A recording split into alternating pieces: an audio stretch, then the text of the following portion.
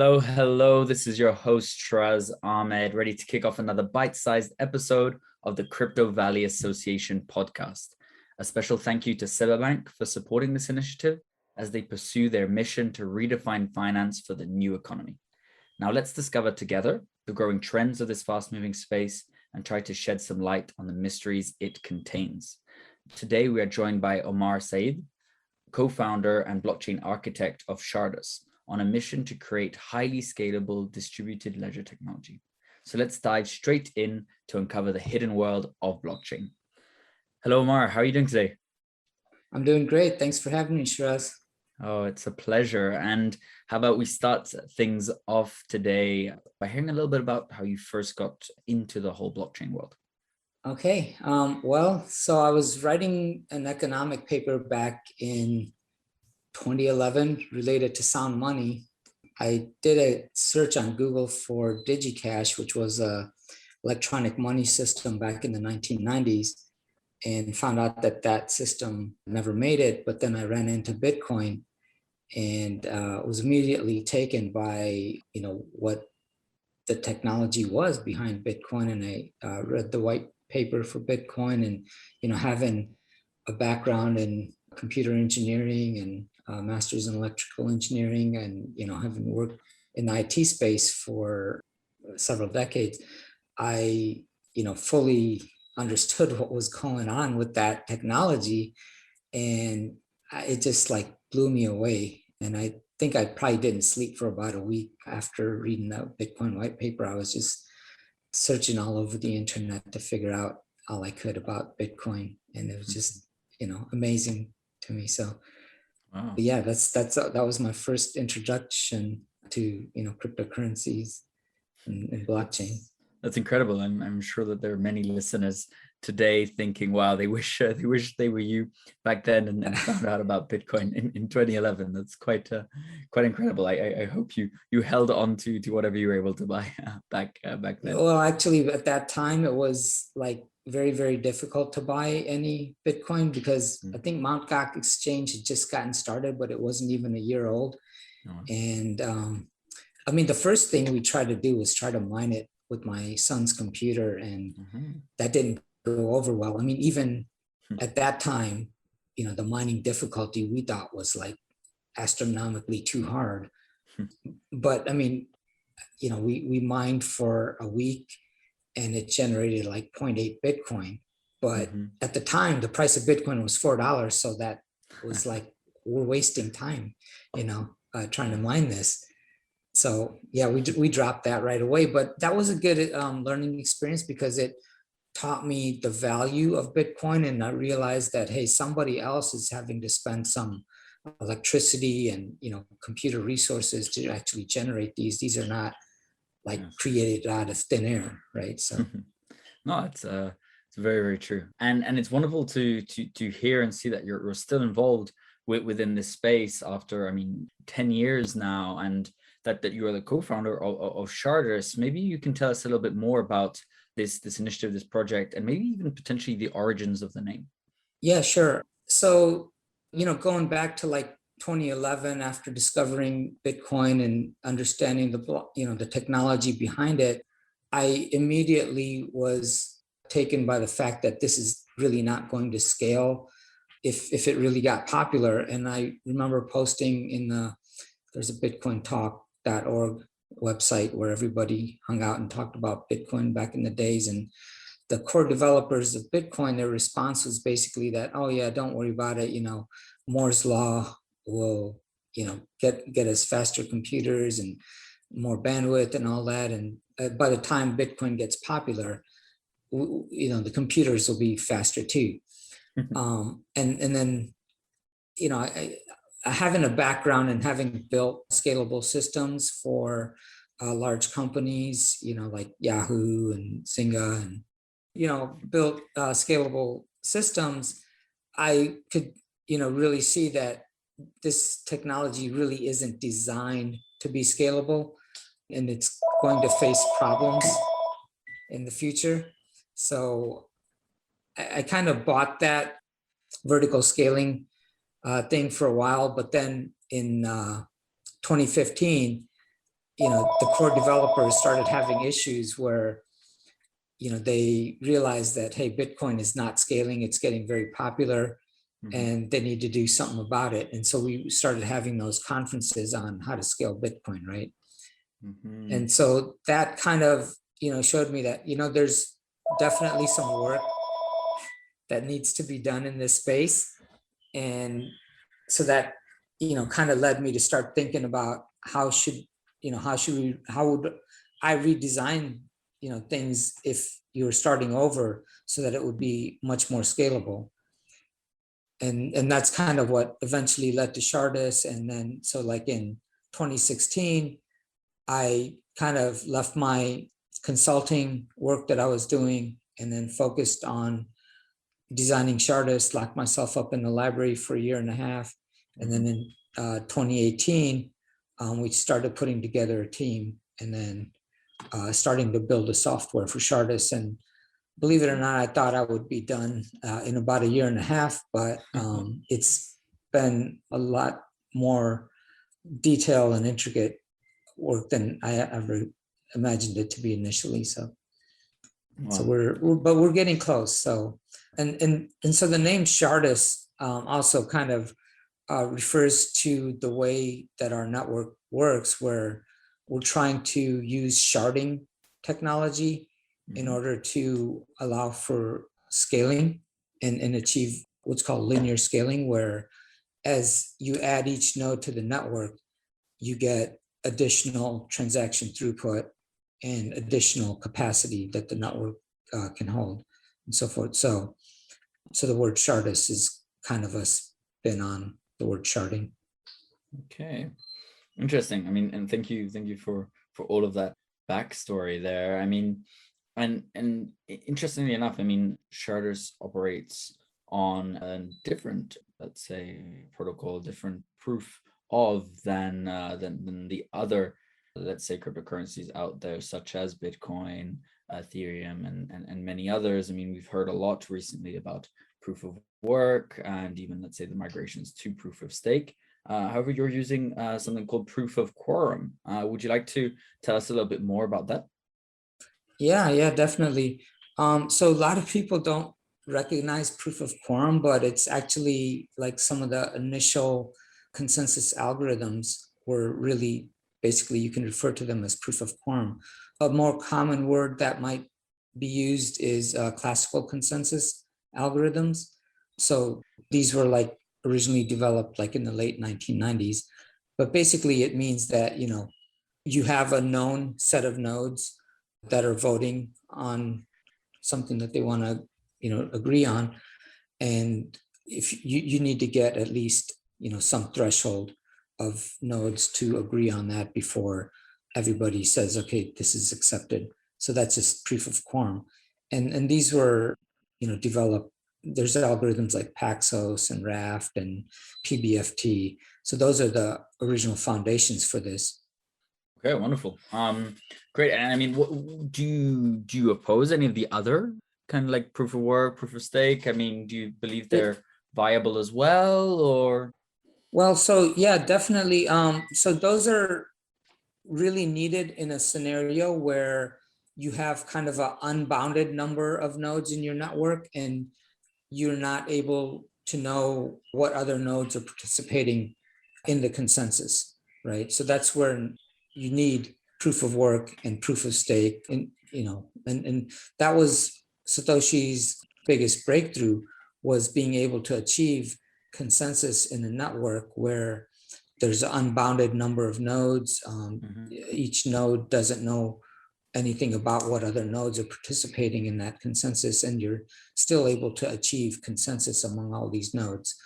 So yeah, there's a need for that as well. But with Shardus, because we have a network where every node kind of has created its own node ID, and the nodes know which other nodes are in the shard, and consensus mostly happens just within the shard, then it's a well-defined group of nodes. Although the total network size could be unbounded, but the shards will typically be limited in size, even for like a public network. you probably only need about like 200 or 300 nodes in a shard. And anything beyond that, you're just getting a lot of redundancy without, getting more throughput. Okay. Okay, interesting. And I mean, following from that point, you can tell us a little bit more of the importance of some of the things that you're working on within Shardus based on, for example, you mentioned linear scaling, but then also the ability to achieve auto scaling. Would you tell us about that? Yeah. So first, for anybody that might not know what linear scaling is, that basically means that as you add another node to the network, you get, a small amount of increase in your transaction throughput. And so 2 quarters ago, we actually demonstrated a network running on AWS across like 20 different data centers. And we started with a network that had 20 nodes in it, and we showed that it could get 100 transactions per second. But then when we increased the TPS to like 150, the network wasn't able to handle that. It was, dropping some of the transactions. Then we increased that network size to 200 nodes, and we were easily able to get 1,000 transactions per second through that network. So that demonstrates that as you add more nodes to the network, you're able to get more transaction throughput. Now, auto scaling is a feature that I don't think I haven't even heard of any other project thinking about doing that. But this really comes from like production enterprise networks. Like, for example, if you have a network that's handling a really popular MMO game or something like that, or even a mobile app, you might have a lot of users during the daytime, but not as many users during the nighttime. And so for those kind of systems, when I was working at Zynga and other mobile game development companies, we would design our back ends so that they would auto scale, so that as the load increases, more nodes would be added to the network. And then in the evenings, as there weren't as many players, our back end would shrink back down and there'd be a lot less nodes. And that really kind of helps you save on the cost of your network. I mean, of course, it's important to these companies, but I think eventually these kind of things will also become important to decentralized networks. So that's what auto scaling refers to. Okay, wonderful. I mean, thank you so much for that context. And I mean, I want to touch on one point here. Maybe it's a little bit of a sensitive topic as per se, and it's discussed quite a bit actually with some of the crashing, the network crashing happening. But there is quite a large dependency within the cryptocurrency and blockchain infrastructure space on AWS and running servers on it. What do you have to say about that, Omar? Yeah, so when we're testing our networks, we use AWS because it makes it really easy to spin up a large network and do the tests. But in actuality, the Shardus software is designed so that other developers can use this as a starting point and then add their own application layer to that and launch their own network. And now when you launch that network, it's really up to those developers to decide how they want to launch it. But ideally, what you would want to do is provide your code so that home users could download that and run it on their computers at home, or run it from a VPS server on any old web hosting company and so forth. So and we've even demonstrated a node being able to run like on a Raspberry Pi and join a network from behind a home firewall. So that's the long-term vision is that you should be able to launch these networks and have like end users be able to participate in these networks. And that's what's going to allow these networks to become a lot more decentralized. I mean, not only currently do we have a lot of dependency on AWS, but even networks like Ethereum and Bitcoin, which have like say 10,000 plus nodes in the network, most of those nodes are not really producing blocks. If you look at like what nodes are actually producing blocks, that's probably less than a dozen. So that kind of loses decentralization because of that, because you're kind of limited to how many nodes are really actually producing block. So the way Shardus is designed, we would really want a lot of different entities being able to participate. And as the network grows, you get more entities participating, and that gives you a lot more decentralization and security. Okay, no, I see. Thank you. So maybe come back to Shardus, as we're saying, maybe even the first application that uses Shardus as a software, which is called Libertus. Maybe you'd like to tell us about that. Sounds very liberating. Yeah, yeah, definitely. So, as I said, Shardus is software that others can use to build their own decentralized networks and launch their own networks with. But actually, we wanted to create some networks that we would have liked to see. And that's really why kind of Shardus got started too, because, we felt that software wasn't there. And if we were going to build a software, let's build it in a way that anybody can use it. And so one of the applications that we want to launch with Shardus on our own is Libertus.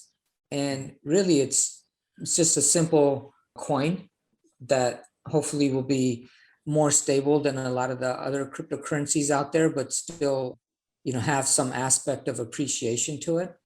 And then the other thing that we want to do with that is allow users to be able to communicate through this network as well, right? So would have like end-to-end person-to-person communication built in.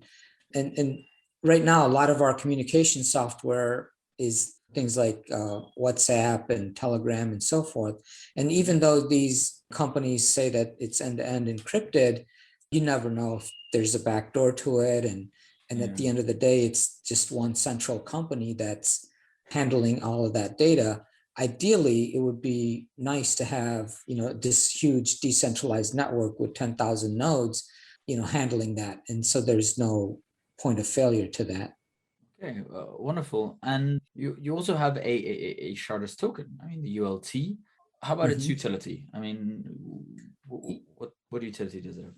Yeah, so it's kind of interesting when we, launched Shardus, we decided that we don't want to do like an ICO or anything. And we decided that the Shardus tokens would only be released and come into circulation whenever someone did some work for Shardus or provided some service and generated an expense that Shardus needed to pay. And so that's how the Shardus tokens are getting put into circulation. And the use for the Shardus tokens will be that when somebody wants to create a network and launch their own decentralized network using Shardus, we ask that if it's a public network, that they give some of the coins on their network back to the Shardus token holders. So if you're a Shardus token holders, you might be invited to receive some, like, let's say, decentralized Reddit coins, or for example, if somebody was to launch something like a decentralized Reddit with Shardus. And as more and more applications get created and launched with Shardus, those Shardus token holders would receive coins on various different networks. And the other aspect is that there may be some enterprise use to Shardus where some group of companies may want to use Shardus behind a firewall. And in that scenario, what you can do is that you can buy the Shardus tokens and submit it to our smart contract. And it has a function on our smart contract called purchase license. And that will burn those tokens and issue the sender a license token. And so that becomes like proof on the blockchain that you purchased a license for the Shardus software. And now you can use that in a private setting. Wow, so okay. That's, yeah, it's kind of a neat and unique. I think I haven't seen any other project use a token for like software licensing yet, but I think we're probably the first one. Interesting. Well, and I mean, it's something we haven't really talked about, but Omar, where's the company based out of? Where's like the first market that you're looking to venture into? I mean, of course, it's very kind of decentralized, distributed, like most of the companies within the space are, but do you have a specific target first to start off with? Well, I mean, we're based out of Dallas, although we're not anymore because since COVID, everybody's just been working remotely. And I'm right now in Tampa, Florida. But yeah, so our target market really are applications that we probably haven't even seen created yet. And so when you have something like Shardus available and people can start thinking that, hey, I don't have to start from scratch if I want to build my own decentralized network. I can just take Shardus and then create my application layer on top of that, and this will be like scalable as much as the number of nodes that the network has.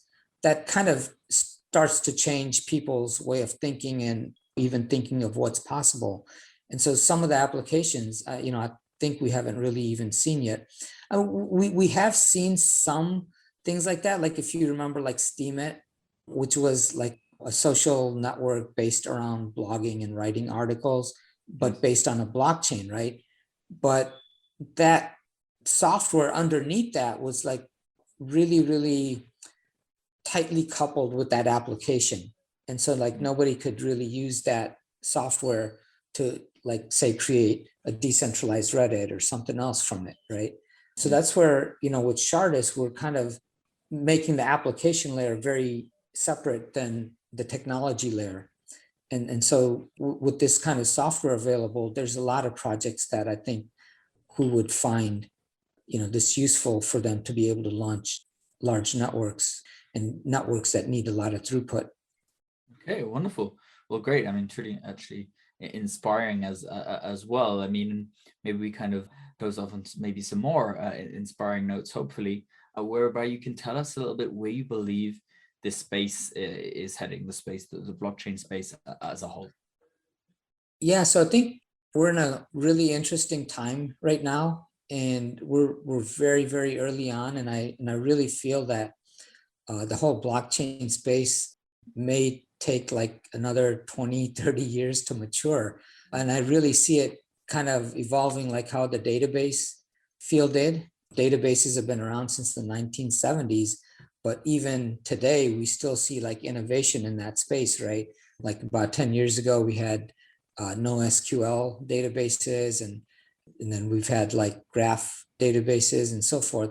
So there's a lot of innovation that I think that's still ahead of us. But in another perspective, if you think about what current blockchain platforms are really supporting decentralized applications, it's really things like Ethereum and Binance Smart Chain and Polygon, and new ones coming up like Solana and Algorand and Polkadot and things like that. But I tend to look at these as the way that time sharing computers were in the early days of computers, where because it was really hard to build a computer, you just didn't build as many computers, and everybody just piggybacked off the computers that were there and wrote their applications to run on these time sharing systems. But then as computers got more accessible and easier to build, and anybody could have access to their own computer, you really started to see a change in mentality of the applications and what was possible.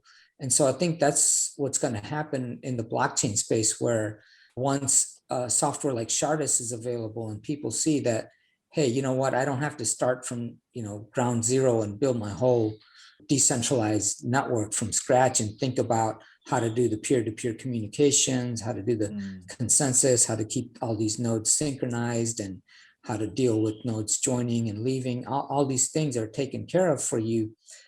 Then you just have to focus on building the application layer. Well, now it becomes like, hey, any e-commerce website that I can think of, like maybe even like a Uber or Airbnb or whatever. Now I can think of doing that with a decentralized network, right? And so it kind of really opens up the doors to the possibilities. And so that's kind of where I see blockchain technology going. Wow, wonderful.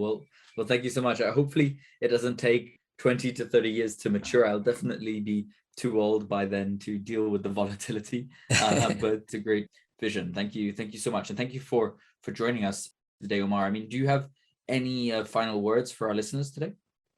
Yeah, I mean, you can, check out shardus.com, and every quarter we do a quarterly presentation to demonstrate where our software is at and the capabilities. And we've been doing this ever since the project started. So you can join us for that, that'll be coming up on October 16th. That's our next quarterly presentation. We'll have things posted on the Shardus website. There's also a Shardus Telegram group that you can join, and several other social media links there on the Shardus website. Wonderful. We'll make sure everyone to tune into the quarterly update then. And if you enjoyed this conversation, feel free to check out more on our website, cryptovalley.swiss, where we host plenty of events, educational material, and even provide information on how you can join our growing community. Thanks again, Omar, for joining us. Hey, thanks for having me, Shardus. A pleasure. Stay tuned, stay safe, and until next time from the Crypto Valley in Switzerland. Bye-bye.